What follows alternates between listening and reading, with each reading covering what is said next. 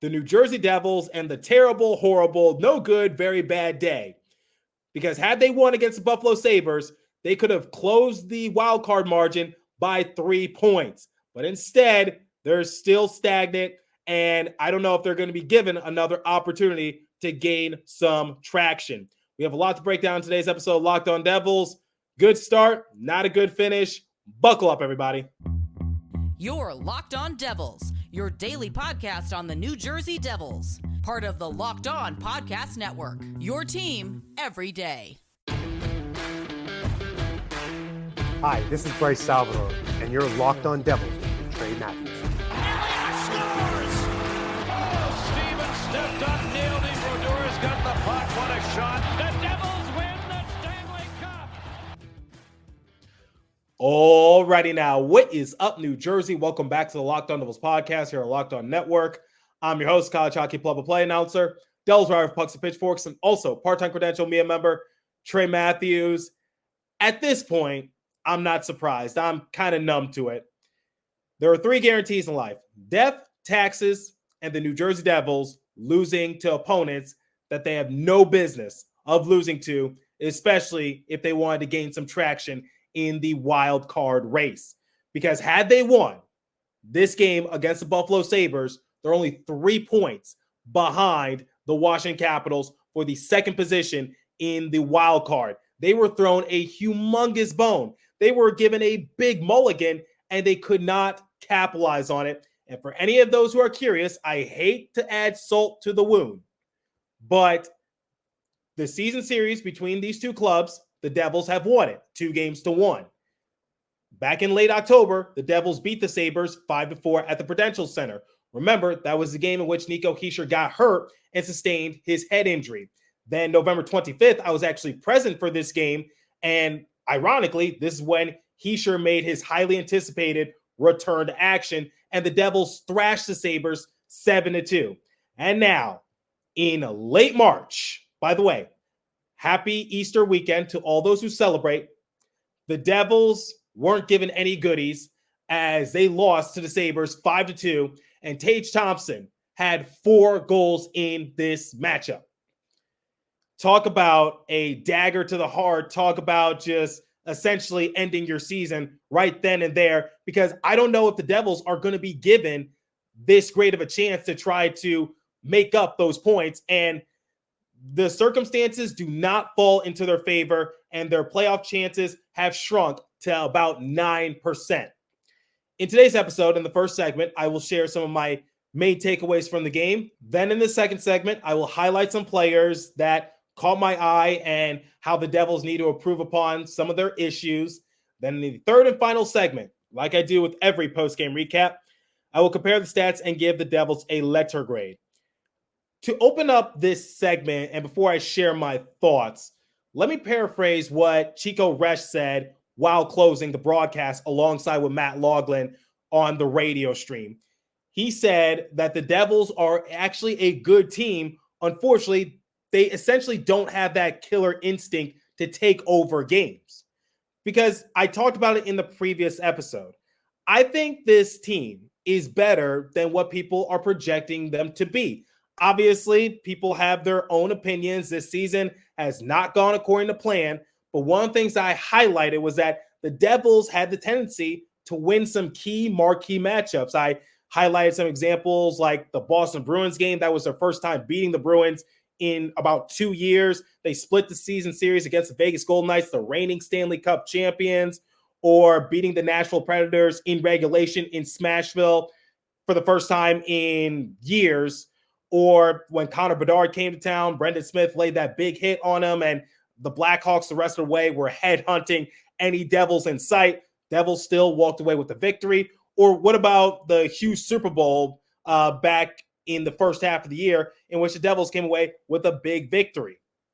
The Devils can win some of those big matchups, but against teams that they shouldn't be losing to, they just crash and burn because they've been swept by the Anaheim Ducks. They've been swept by the Arizona Coyotes. And I get it. The record between them and the Sabres is somewhat similar, but this is still the same Sabres team that allowed 5 goals in the first period alone in their previous matchup against the Ottawa Senators. And this is a team that you have handled not once, but twice. And now it is the biggest game of the year, arguably. It is a chance for you to make up some traction in the wild card and keep your playoff chances, albeit slim playoff chances, alive. And now you blew it all sky high in convincing fashion. It's not like they lost in OT. It's not like they lost on a last-second shot attempt. They played for a good 20 minutes, but the rest of the way, it was pitiful. And this is something we're going to talk about the rest of this segment, because the Devils actually got off to a very good start. They got off to a 2-0 lead at the conclusion of the first period. Who scored the opening goal? It was Max Willman, and Luke Hughes and Chris Tierney got the assist. That was Willman's third goal of the season, and now he has a goal in 2 straight games because if you recall, he scored the game-winning goal against the Toronto Maple Leafs. Again, another big matchup in which the Devils won, and somehow, some way, they can't repeat that same success. But digressing a little bit, Jesper Bratt scored the second goal of the game thanks to Nico Hischier and Timo Meier. For any of you who missed my latest episode, I picked that line specifically to set the tone early for the Devils. That is led by Nico Hischier, because the Devils were in need of some offensive firepower against the Sabres team, and they needed to establish themselves right from the opening faceoff, because I was like, if the Devils get off to a decent-sized lead or if they score the opening goal, I think the matchup favors them. Boy, was I wrong. But still, it was nice that Jesper Bratt scored the second goal of the game, and thanks to Nico Hischier and Timo Meier, their point production also shows. But this is where we start falling off, and this is where the positives, for the most part, start to end, because the final 2 periods, not all that good. Bad passing, bad communication, and not good clear attempts, which actually resulted in Thompson solidifying the hat trick. What do I mean by bad passing? I don't know about you guys, but it seemed like the Devils were just passing willy-nilly. It didn't seem like they had any sense of purpose. It didn't seem like they had any sense of direction. I noticed a lot of no-look passes from the Devils, and I'm just like, where's that tape-to-tape action? Because you already know what sloppy passing could do for you. That is not a recipe for success. That is something that I noticed and I was concerned with as the game progressed. It seems like the Devils, and they've had a history of doing this all season long, they struggle to set up in their offensive end, or they struggle to clear the puck because they can't get their passing in order. Case in point, let's look at the second goal that was scored by Tage Thompson in this matchup, because what had happened? Well, bad communication between Kevin Ball and John Marino. Kevin Ball is at fault for this, but basically the puck goes into the Devils' defensive end and Ball collects it. He should just use his forehand to pass it over to Timo Meier, who was on the far side of the boards. But instead, he decided to backhand the puck, and John Marino overcommits, misses the puck entirely. The Devils turn the puck over. The Sabres pounce on that, and Alex Tuck set up Tage Thompson beautifully, and Thompson tied the game and got his second goal of the matchup, and then he was on hat trick watch. Kevin Ball, according to Ken Danico, was at fault, and I do agree with them. But at the same time, John Marino, he did overcommit right there and left himself and the team vulnerable. And Chico Resch brought it up on the radio side of things and said that, similar to what I just said, why didn't you just do a simple forehand pass over to Timo Meier, but instead you decide to do a backhand pass and you left yourself vulnerable? Just one of the many examples in which the Devils did not have good passing or good communication. And they couldn't clear the puck to save their lives, because speaking of Thompson, once again, this is how he solidified the hat trick. The Devils had struggled clearing the puck, and the Sabres were just putting a lot of offensive pressure on them, which forced the Devils to ice the puck. And for all those who were messaging me saying, like, why didn't the Devils call a timeout after they iced the puck? Well, according to Pucks and Pitchforks, which is the site that I work at, Rule 87, no timeout shall be granted to the defensive team following an icing, following the goalkeeper causing a stoppage of play from a shoot-in from beyond the center red line, or when a defending player accidentally dislodges the net, causing a stoppage of play. With all due respect, that should be somewhat self-explanatory, which is why when you ice a puck, you're not allowed to go for a change. But that's just for anyone who needed some sort of clearance. But speaking of clearance, Devils couldn't clear the puck. And as a result, the Sabres kept pouncing until Tage Thompson just nudged it on in. Nothing Jake Allen could do. So those are some of the issues, and those are some of the concerns I had for the Devils throughout the course of the game. Great 20 minutes. Great start. Something that they've had to continue to work on. But I'm tired and I'm sick of the same narrative, which is they only played a good 15 minutes or 10 minutes or 20 minutes, and the rest of the way was crap. I'm tired of the excuses. They really just got to try to play the full 60. I don't know what extra motivation you need, because despite all the injuries, despite the inconsistencies, despite being sellers at the deadline, despite a coaching change, you could have been within 3 points of a wild card position. If I was to tell all those circumstances to an average sports fan, I guarantee you, most people would think that team is trying to win the lottery in the draft. Not in this case. Devils are still trying to compete for a playoff position, but I guess that's just wishful thinking on my end. All right, we're going to highlight some players that caught my eye and where the Devils go from here, because I know a lot of you still are asking the question, can the Devils at least have a fighting chance of making the playoffs? I'll answer that momentarily, but before we continue, let me tell you guys about eBay Motors. So passion, drive, and patience, what brings home the winning trophy, is also what keeps your ride or die alive. eBay Motors has everything you need to maintain your vehicle and level up to peak performance, from superchargers, roof racks, exhaust kits, LED headlights, and more. Whether you're into speed, power, or style, eBay Motors has got you covered. With over 122 million parts for your number one ride or die, you always find exactly what you're looking for. And with eBay Guaranteed Fit, your part is guaranteed to fit your ride every time or your money back. Because with eBay Motors, you're burning rubber, not cash. With all the parts you need at the prices you want, it's easy to turn your car into the MVP and bring home that win. Keep your ride or die alive at ebaymotors.com. Eligible items only. Exclusions apply. eBay Guaranteed Fit, only available to U.S. customers. Okay, let's start with the goaltending between both respective teams, because I mentioned it in the previous episode. I thought Ukko-Pekka Luukkonen was going to get the start in net for the Sabres, and like I told you guys, I think he has the best name in the NHL, and I don't think it's up for debate, but it was Devin Levi who was in between the pipes for the Sabres, and he had a goal save above expected rate of 2.5 at the conclusion of the game.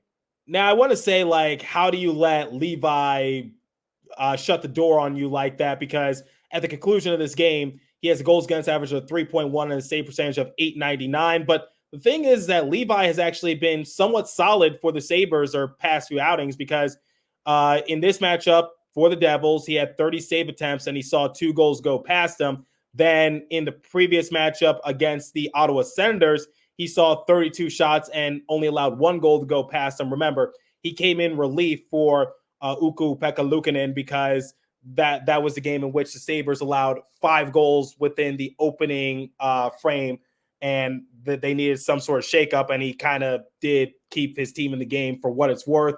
Against the Vancouver Canucks, he had 33 save attempts, and he saw 2 goals go past him. In the game against the LA Kings on January 24th, he saw 40 shots and saw 3 goals go past him. I would say this was a pretty on-par performance for Devin Levi. And unfortunately, the Devils' defense and their sloppy stick work, their sloppy puck control was their demise. That's what ultimately did them in. And as for Jake Allen, I still think he performed really well for Devils, and he was making some crucial saves when the Sabres had a lot of offensive pressure on him and the rest of the Devils team. Now, was Allen handling the puck the best way he could? Not exactly, because there were a couple times in which he was playing a game of hot potato with the puck. But at the end of the day, he did make those saves that he needed to make, and the team just did him in. Now, here's an interesting discussion, which is the 4th line for the Devils, because I think this is a glaring issue for this team, is that they are in desperate need of more depth assets. The 4th line consisted of Max Willman, Chris Tierney, Curtis Lazar. Like I said in the first segment, Willman scored the opening goal of the game, and Chris Tierney got the assist. You would think they earned more playing time, right? Not exactly, because as the game progressed, you saw Travis Green utilize those players less and less, and that basically shortened the bench for the Devils. And now something that Matt Loughlin and Chico Resch also acknowledged as the game progressed was that you saw that the Devils were gassed. They were fatigued because now they don't have as many bodies to utilize into the rotation because Travis Green is shrinking the bench. Now, a lot of you are wondering, why did Travis Green do that after Willman scored the opening goal of the game? Well, the thing is, as the game progressed, like I said in the first segment, aside from the good start, it was not a good middle and it was not a good finish. And the same can be said for that fourth line. And that kind of puts Travis Green in a fix because on the one hand, Max Willman scores and Chris Tierney got the assist. But on the other hand, they're kind of getting burned out there by the Sabres. And you see Tage Thompson, he is cooking with fish grease and he walked away with 4 goals. You got to do something. And ultimately, Travis Green had to make that business decision. But I think the big thing that we need to highlight is that the Devils are going to need some more depth assets come the offseason, because I don't think players like Chris Tierney or Max Willman or Tomas Nosek are going to get the job done when you are in need of some more offensive firepower up and down your lineup, because you don't want the team to become too top heavy. And that's basically what I just noticed from my personal perspective. And the thing is like, when looking at from a hockey standpoint, somebody brought this up a couple episodes ago, is that when Michael McLoud went down with his scandal and left the team, you did see that the Devils' production went down a little bit more, because despite not suiting up in a game since January, he still leads the NHL in face-off win percentage. In fact, had he continued to play, he'd be on pace to have the best single-season face-off win percentage in NHL history.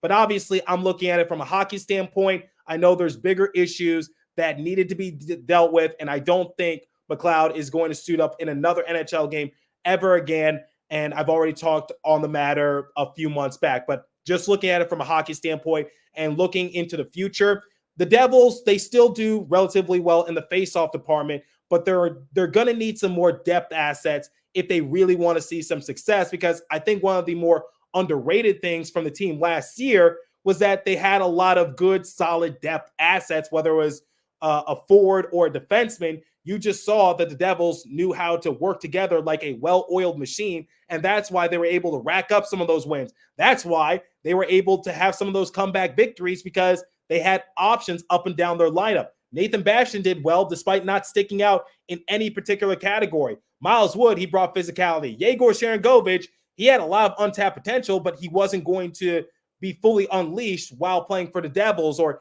Damon Severson, Ryan Graves, the list goes on. There were a lot of good options for the Devils up and down their lineup, and that's something they're going to have to work on come the off season. And I think it was very evident in this game against the Sabres, because when you're having trouble clearing the puck, when you're having trouble making those passes, you're going to get gassed, you're going to get fatigued, and that's just what I get from an optics standpoint. And when looking the rest of the way for the Devils, I hate to be this guy, and I feel like I'm going to have another discussion about this, because watch as the Devils try to make another miraculous run, and ultimately it ends in heartbreak. The Devils have about a 9% chance of making the playoffs, and they can really only afford to lose one more time. And keep in mind, they got to play the Toronto Maple Leafs twice. They got to play the New York Rangers. They got to play the Nashville Predators. The only thing that's consistent with this team is their inconsistency. And I know I sound like a broken record when I say this. I know some of you are going to give me crap for it, but it is so true. And I'm going to preach that until the cows go home. The thing is like, the Devils have not won 3 straight games since late December.